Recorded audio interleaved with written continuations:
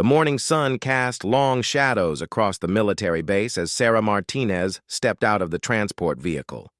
Her civilian clothes and small frame drew curious stares from the uniformed soldiers walking past. At 25, she looked even younger, with her long dark hair tied back in a simple ponytail and her nervous habit of adjusting her glasses every few minutes. The recruitment office buzzed with activity. Young men and women filled out paperwork, their faces showing mixtures of determination and anxiety. Sarah approached the front desk where a stern-looking sergeant sat reviewing applications. "Excuse me?" Sarah said softly, her voice barely audible above the conversations around them. "I'm here to enlist." The sergeant looked up, his weathered face showing mild surprise. "You sure you're in the right place, miss?" "The Peace Corps office is downtown." Sarah's cheeks flushed red, but she straightened her shoulders. "I want to serve in combat operations." A nearby group of recruits overheard and began snickering. One of them, a muscular young man with a crew cut, turned around completely. "Did she just say combat operations?" he asked his friends loudly enough for half the room to hear. The laughter spread like wildfire. Sarah felt her hands shake as she clutched her application papers tighter. The sergeant held up a hand to quiet the room, but his expression remained skeptical. "Look, honey," the sergeant said, not unkindly. "Maybe you should consider a support role. We've got great opportunities in communications, medical support, logistics." "I want to be assigned to a weapons unit," Sarah interrupted, her voice growing stronger despite the continued chuckling from behind her. This statement caused an even bigger reaction. The muscular recruit slapped his knee. "A weapons unit? Can you even lift a rifle, sweetheart?" His friends joined in, making exaggerated lifting motions and pretending to struggle under imaginary weight. Sarah's face burned with embarrassment, but something deeper was building inside her, a cold determination that had carried her through years of preparation for this moment. "Ma'am, I appreciate your enthusiasm," the sergeant continued, "but combat roles require extensive physical training, weapons expertise, and—" "I have weapons expertise," Sarah said quietly. The room erupted again. Someone in the back called out, "What, from video games?" Another voice added, "Maybe she's really good at laser tag." The sergeant sighed and pulled out a standard form. "Okay, let's just get through this. Any prior military experience?" "No." "Martial arts training?" "No." "Previous weapons handling?" Sarah hesitated. "Yes." "Where? A shooting range? Hunting with your dad?" Before Sarah could answer, the muscular recruit had walked over, clearly enjoying the attention from his audience. "Come on, Sarge, this is getting ridiculous. Look at her. She probably can't do 10 push-ups, let alone handle military-grade weapons." "I can handle any weapon you put in front of me," Sarah said, her voice now steady and clear. The recruit laughed so hard he had to lean against the desk. "Any weapon? Okay, princess, what's your favorite? A water pistol?" Sarah's jaw clenched. "I prefer knives, but I'm proficient with firearms, explosives, and improvised weapons." The laughter died down slightly. Even the sergeant raised an eyebrow. The recruit's grin widened as he sensed an opportunity to really embarrass her. "Explosives? Right. And I'm sure you know all about hand-to-hand combat, too?" "Krav Maga primarily, with elements of Muay Thai and Brazilian Jiu-Jitsu." The room grew quieter. Sarah's matter-of-fact tone was starting to cut through the mockery. The recruit looked around at his friends, realizing he might have picked the wrong target. "Prove it," he said, crossing his arms. "I don't need to prove anything to you," Sarah replied calmly. "I'm here to serve my country, not to entertain children." The insult hit home. The recruit's face darkened. "Children? You little—" "That's enough," the sergeant intervened. But his tone had changed. Something in Sarah's demeanor was making him take a second look. "Miss Martinez, where exactly did you acquire these alleged skills?" Sarah reached into her jacket pocket and pulled out a small black leather wallet. She flipped it open to reveal what looked like a military ID, but instead of a standard photo and information, there was only a simple black emblem, a stylized Talon against a dark background. "I can't discuss the details of my training," she said simply, holding the wallet just long enough for the sergeant to see it clearly before snapping it shut. The sergeant's face went pale. He stared at Sarah as if seeing her for the first time, his mouth slightly open. The recruits noticed the change in his expression and fell silent, looking back and forth between Sarah and the sergeant. Is that real?" the sergeant whispered. Sarah nodded once, her expression unchanged. The sergeant's hands trembled slightly as he reached for a different set of forms, ones Sarah had never seen before. His entire demeanor had transformed from casual dismissal to something approaching reverence. "Why didn't you say something earlier?" he asked in a low voice. "You didn't ask," Sarah replied. The muscular recruit looked confused and annoyed. "What's going on? What was that thing she showed you?" The sergeant ignored him completely, his attention focused entirely on Sarah. "Ma'am, I need to make a phone call. Would you mind waiting in the private office?" He gestured toward a small room off to the side. Sarah nodded and walked toward it, leaving behind a room full of bewildered recruits and one very shaken sergeant. As she settled into a chair in the small office, Sarah could hear muffled conversation from the main room. The sergeant was speaking in urgent, hushed tones on the phone. Words like immediate and priority drifted through the thin walls. 20 minutes later, the door opened and a different person entered. A woman in an officer's uniform with insignia Sarah recognized as belonging to a colonel. The woman was perhaps 40, with short gray hair and intense blue eyes that seemed to see everything at once. "Miss Martinez?" the colonel said, taking a seat across from Sarah. "I'm Colonel Hayes. I understand you've presented some interesting credentials." Sarah remained silent, waiting. "The sergeant seems to think you have a black Talon authorization. Is that correct?" "Yes, ma'am." Colonel Hayes leaned back in her chair, studying Sarah's face carefully. "Those credentials are supposed to be issued only to individuals with very specific qualifications that typically take years to develop and require unique circumstances." "I understand, ma'am. How old are you, Miss Martinez?" 25. "And how long have you held Black Talon status?" 7 years. Colonel Hayes's eyebrows shot up. 7 years? That would mean you were 18 when you earned it. "That's correct." The colonel was quiet for a long moment, clearly processing this information.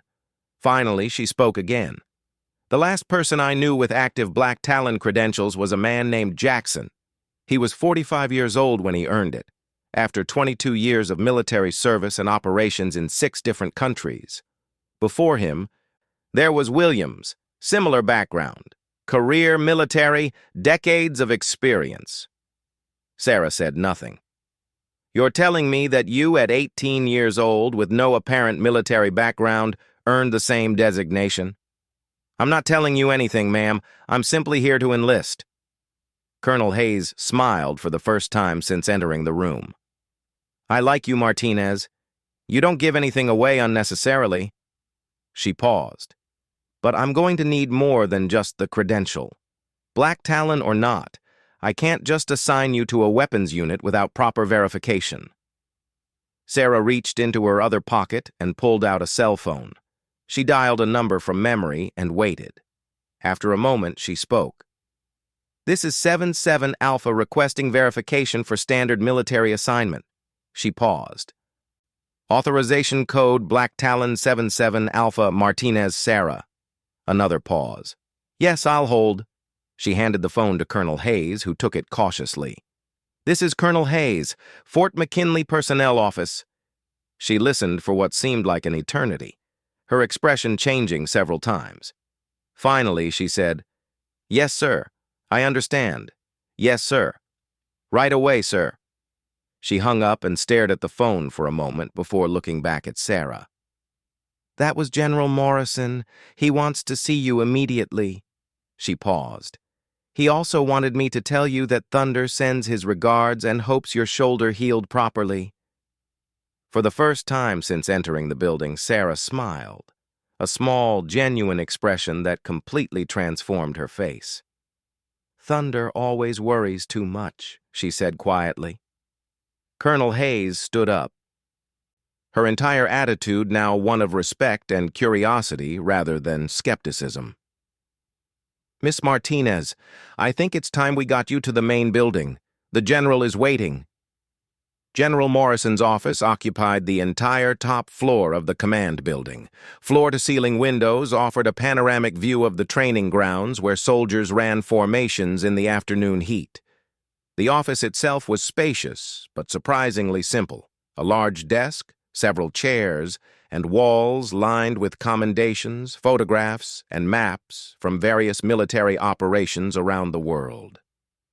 Sarah sat in one of the leather chairs facing the desk, having been told the general would arrive shortly. Colonel Hayes had left her there 20 minutes ago, and the silence was giving Sarah time to think about how much she was willing to reveal about her past. The door opened with a soft click, and General Morrison entered. He was a large man, probably in his late 50s, with silver hair and the kind of presence that filled a room. His uniform was immaculate, adorned with ribbons and insignia that spoke of a long and distinguished career. But what caught Sarah's attention were his eyes, sharp and intelligent, with the slightly haunted look that came from making difficult decisions in dangerous places. "Miss Martinez," he said, settling into his chair behind the desk. "Please remain seated." He opened a thick file folder and spent several minutes reading, occasionally glancing up at Sarah. Finally, he closed the folder and leaned back. "According to your Black Talon file, you've been involved in 12 operations across 4 continents. 3 of those operations were classified at the highest levels, involving assets that most people in this building don't even know exist." Sarah remained silent. "You've been credited with saving the lives of at least 37 American operatives, disrupting 6 terrorist plots and preventing what intelligence estimates suggest could have been catastrophic attacks on civilian populations." He paused, studying her face. "And yet, according to every official record I can find, you don't exist. No birth certificate, no school records, no medical history, no driver's license. Nothing. The only documentation of your existence is in files so classified that I needed personal authorization from the Joint Chiefs just to read them." General Morrison stood and walked to the window, looking out at the training grounds. "I've been in the military for 34 years, Miss Martinez. I've worked with some exceptional people: Navy SEALs, Army Rangers, CIA operatives, Special Forces soldiers who could do things that seemed impossible. But I've never encountered anyone quite like you." He turned back to face her. "The file says you were recruited at age 16 by a program that officially doesn't exist. Is that accurate?" "Yes, sir." "And this program trained you in weapons, tactics, languages, and what the file rather vaguely describes as specialized elimination techniques?" "Among other things, yes, sir." General Morrison returned to his desk and opened the file again. "Your handler was someone codenamed Thunder. According to this, he was killed 6 months ago during an operation in Eastern Europe. Is that why you're here? Looking for a new home?" For the first time, Sarah's composed expression flickered. Her jaw tightened almost imperceptibly. "Thunder was like a father to me," she said quietly. "He taught me everything I know about staying alive, about protecting people who can't protect themselves, about sacrifice." "I'm sorry for your loss," the general said, and his tone suggested he meant it. "But that doesn't answer my question. Why are you here?" Sarah took a deep breath before answering. "The program is being shut down. Budget cuts, political pressure, changing priorities. All active agents are being given the choice of retirement with new identities or integration into existing military structures." And you chose integration. I chose to keep serving, in whatever capacity would let me continue the mission. General Morrison nodded slowly. The mission being keeping people safe, stopping threats before they can hurt innocent people, using my skills for something that matters. Even if it means starting over as a basic recruit? Sarah almost smiled. Sir, with respect, I don't think I'll be a basic recruit for very long. The general laughed, a genuine hearty sound. No, I don't suppose you will? He became serious again. But I have a problem, Miss Martinez. I can't just drop someone with your background into a regular unit. Your skills are too advanced, your experience too sensitive. You'd either be completely wasted or you'd accidentally reveal classified information. What are you suggesting, sir? I'm suggesting that we create a new position for you. Something that would let you use your abilities while keeping your background secure. Sarah waited for him to continue. We've been developing a new training program for our elite units. Advanced weapons handling, unconventional tactics, threat assessment. We need an instructor, someone who can teach our best soldiers techniques they won't learn anywhere else. You want me to train your people? I want you to make them better, deadlier, more effective. He leaned forward. These soldiers are already among the best in the world, but they're going to be facing threats that conventional training doesn't prepare them for. Terrorists using new tactics, enemy agents with advanced training, situations where the rulebook doesn't apply. Sarah considered this carefully. What kind of authority would I have? Full instructor authority within the program. You design the curriculum, select the candidates, determine who passes and who doesn't. And if I need resources, weapons, equipment, training facilities? Whatever you need within reason. This program has full Pentagon backing. Sarah was quiet for several minutes, thinking. Finally, she looked up. I have one condition. What's that? I want to start by training the people who laughed at me this morning. General Morrison's eyebrows rose. The recruits from the enlistment office? Specifically the one who called me princess and asked about my favorite weapon. Miss Martinez, those are basic recruits.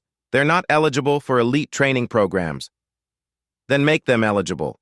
If I'm going to be teaching advanced tactics, I want to start with people who underestimate what determination and proper training can accomplish. The general studied her for a long moment. You want to prove a point. I want to save lives.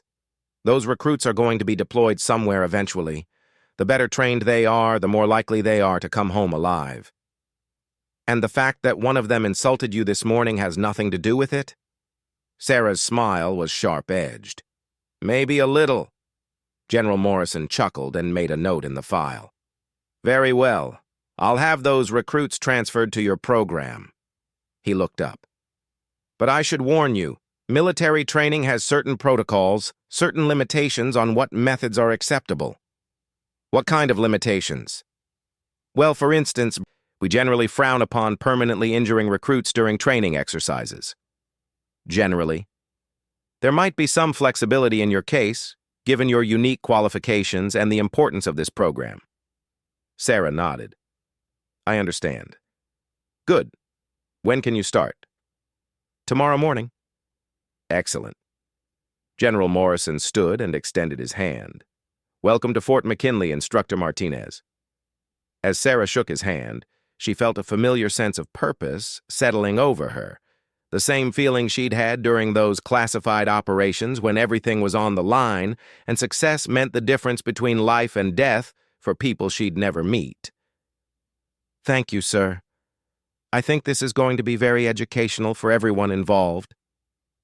As she left the office, Sarah was already planning the training regimen she would design for her new students. The muscular recruit who had called her princess was going to get a very thorough education in just how dangerous underestimating someone could be. But first, she needed to make a phone call to the one person from her old life who might still be reachable, someone who could help her acquire some very specialized training equipment that wasn't typically found in standard military inventory. The training facility was located in a remote section of the base, surrounded by hills and far from the main barracks. Sarah had spent the previous evening setting up the space exactly as she wanted it. The large concrete building now contained obstacles courses, weapons stations, and several areas that the recruits would find very surprising. At 0500 hours, 8 confused recruits stood in formation outside the building, their breath visible in the cold morning air. Among them was Marcus Williams, the muscular young man who had provided most of the entertainment during Sarah's enlistment yesterday. He kept looking around, clearly wondering why they'd been pulled from their regular training and brought to this isolated location. "Maybe it's some kind of punishment detail," whispered another recruit, a thin, nervous boy named Peterson. "For what?" Marcus replied. "We didn't do anything wrong.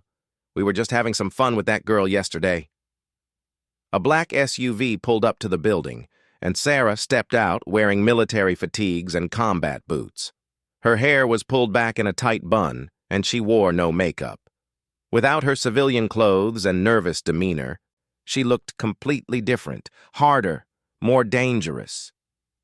"Attention!" she called out, her voice carrying clearly across the space.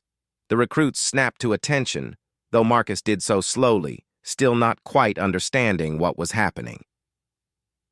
"My name is Instructor Martinez," Sarah announced, walking slowly down the line of soldiers. "For the next 6 weeks, you will be participating in an advanced weapons and tactics training program. This program has a 97% pass rate." She paused in front of Marcus, looking up at him steadily. "The 3% who don't pass are typically removed for medical reasons." Marcus's confident expression faltered slightly. "You may be wondering why you were selected for this program," Sarah continued, resuming her walk down the line.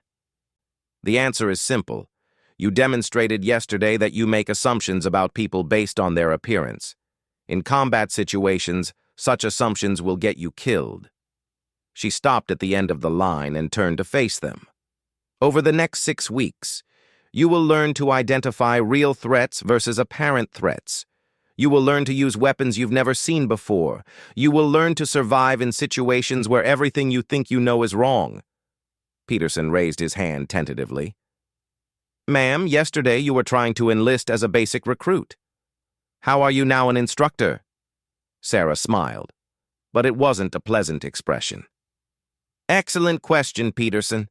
The answer is that yesterday, like your friend Williams here, you made assumptions based on incomplete information."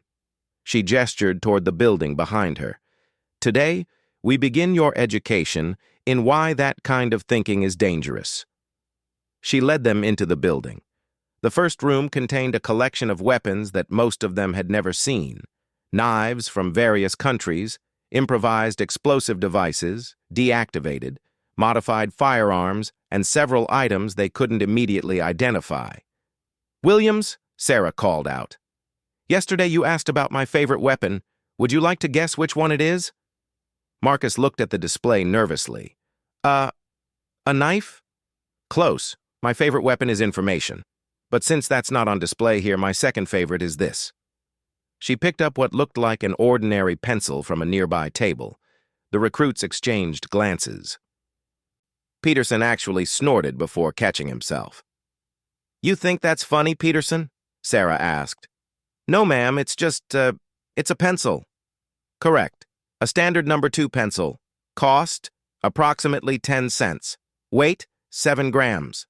She balanced it on her finger. "In the right hands, this pencil can disable an armed opponent, create a distraction that allows escape from a secured room, or provide the leverage needed to break free from multiple types of restraints." She looked around the group. "Williams, attack me." "Ma'am?" "I said attack me. Use whatever method you prefer. I'll defend myself with this pencil." Marcus looked around at his fellow recruits, clearly uncomfortable. "Ma'am, I don't want to hurt you." "Trust me, Williams, that's not a concern."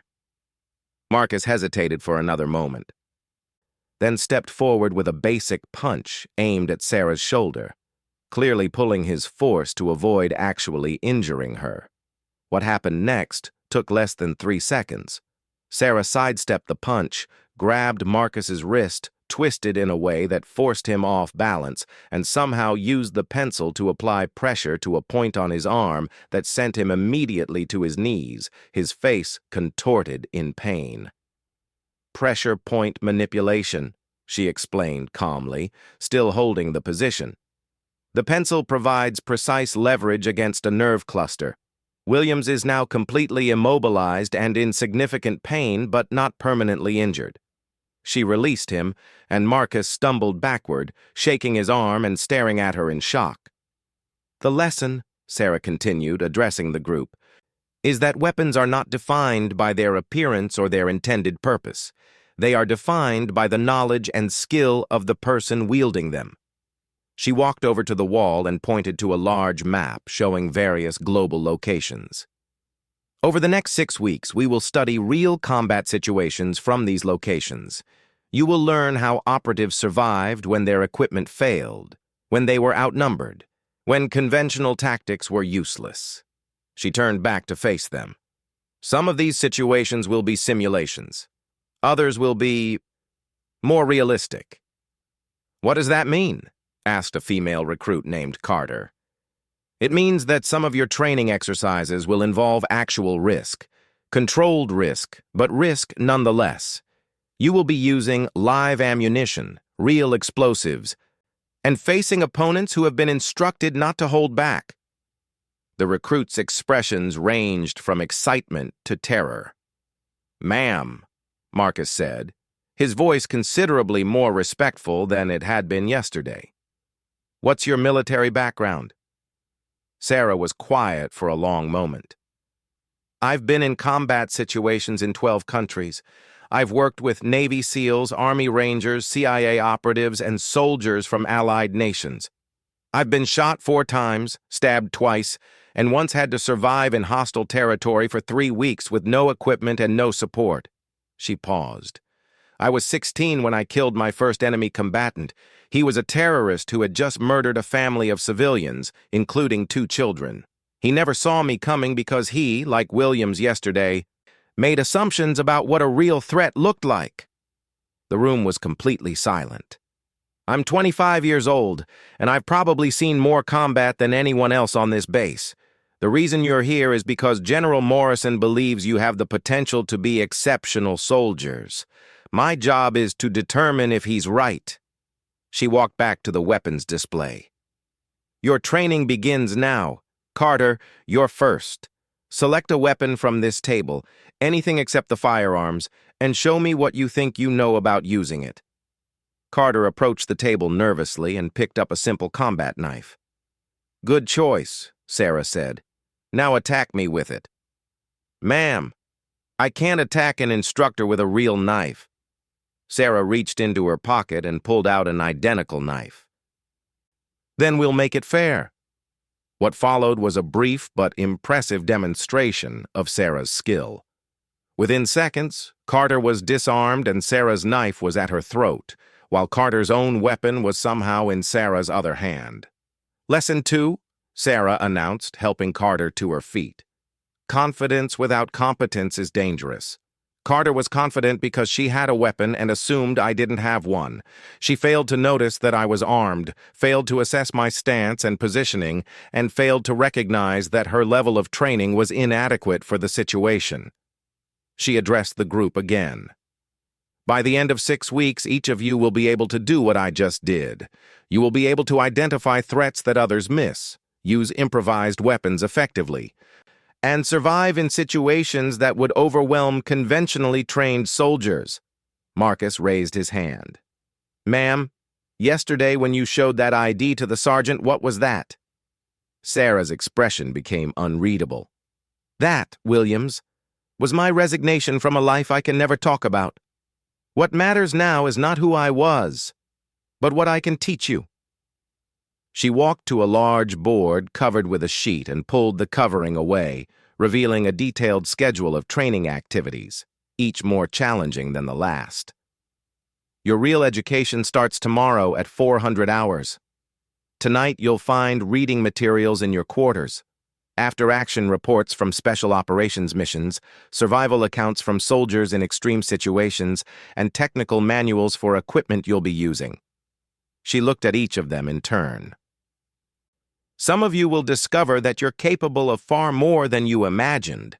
Others will discover that they're not cut out for this level of training. Either outcome is acceptable, but you will give your absolute best effort. As the recruits filed out of the building, Marcus lingered behind.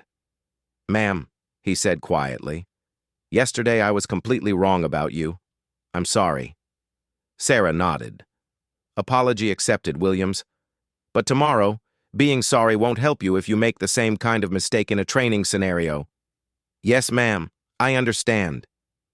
As Marcus left, Sarah began preparing the next day's equipment. She had received a delivery that morning from her contact in the intelligence community, specialized training tools that would push these recruits far beyond anything they'd experienced before. Looking at the schedule on the board, she felt a familiar mixture of anticipation and responsibility. These 8 soldiers would either emerge as elite operators capable of handling the most dangerous missions, or they would wash out and return to conventional units. But either way, they would never again make the mistake of underestimating someone based on appearances. In Sarah's experience, that lesson alone could mean the difference between life and death in the field.